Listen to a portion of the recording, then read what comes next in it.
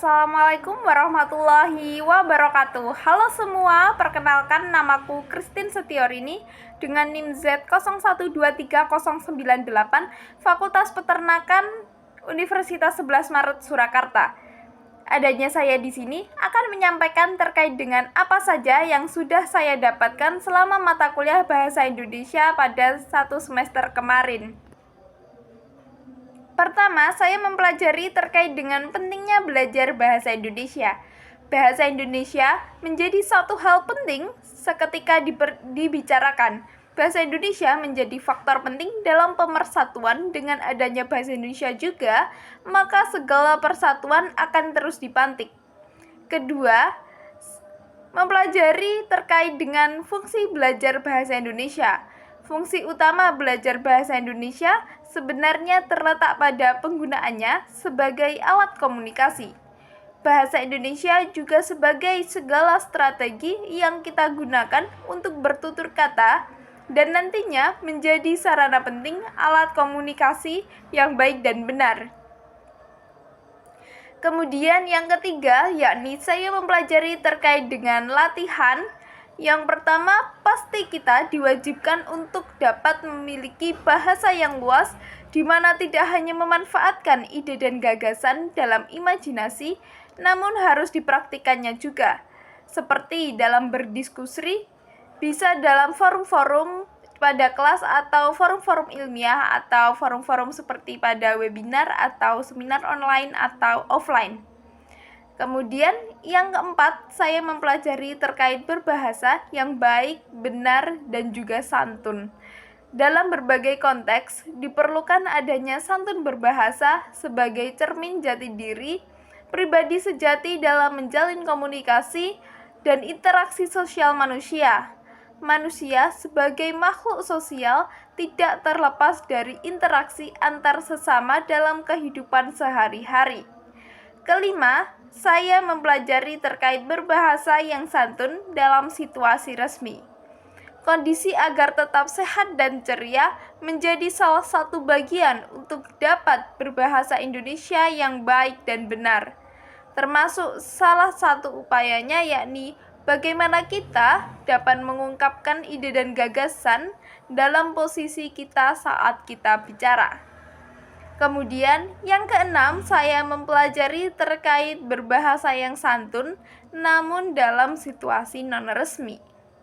Ragam tulis non-formal merupakan ragam bahasa tulis di mana bentuknya bebas dan juga tidak terikat tata bahasa dan cenderung tergantung pada gaya penulisannya.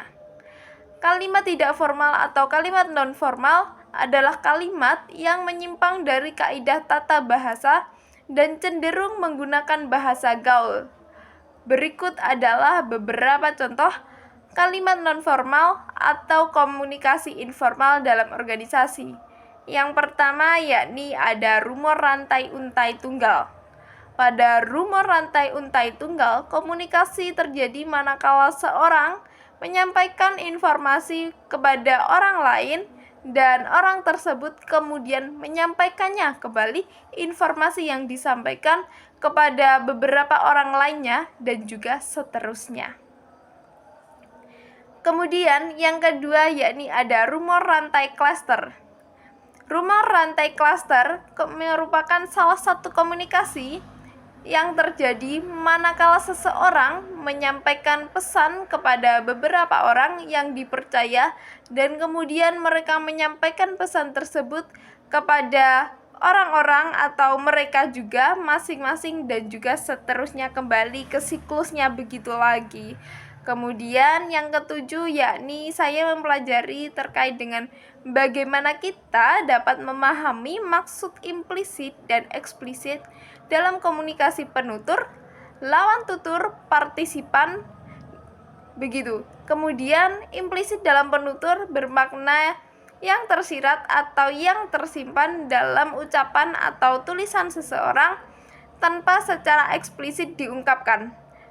Eksplisit merupakan salah satu bagian dari komunikasi penutur yang dimana bermakna pesan yang diungkapkan dengan jelas, tegas, dan terang-terangan oleh penutur dalam percakapan interaksi komunikasi.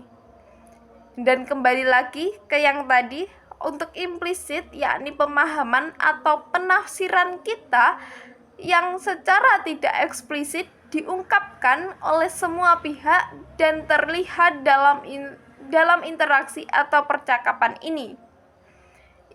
Itu merupakan mencakupi asumsi, harapan, atau pengetahuan yang dianggap dimiliki atau dipahami oleh partisipan dalam konteks tertentu. Untuk eksplisit dalam konteks lawan tutur mengarah pada penerimaan atau pemahaman yang jelas terkait dengan bagaimana informasi itu dapat disampaikan oleh penutur. Kemudian, hal tersebut menunjukkan bahwa lawan tutur secara sadar menangkap atau memahami isi pesan yang diterima dan tidak ada ambiguitas atau kebingungan dalam pemahaman mereka terhadap apa yang sudah disampaikan oleh si penuturnya. Kemudian yang ke-8 atau yang terakhir, saya mempelajari terkait dengan bagaimana kita dapat terampil berbicara di publik dengan menggunakan bahasa Indonesia yang baik, benar, dan santun. Sebelumnya, kita ini sebagai generasi muda penerus bangsa harus siap dengan berbagai fenomena dan tantangan di era industri 4.0 atau 4.0. Terdapat 4 keterampilan berbahasa Indonesia. Keterampilan tersebut dapat dilihat melalui beberapa dimensi. Dimensi pertama yakni di mana situasi ketika kita terampil berbahasa, maka kita juga terampil berkomunikasi yang merupakan salah satu upaya dalam mewujudkannya. Diperlukan kemampuan untuk bisa memilah dalam menentukan media pembelajaran. Ketika pembelajaran inovasi, proses kita menginovasi anak-anak tentu juga akan harus punya inovasi. Dalam proses pembelajaran, kita menggunakan model-model pembelajaran inovatif yang tentu akan berdampak kepada motivasi mereka untuk belajar.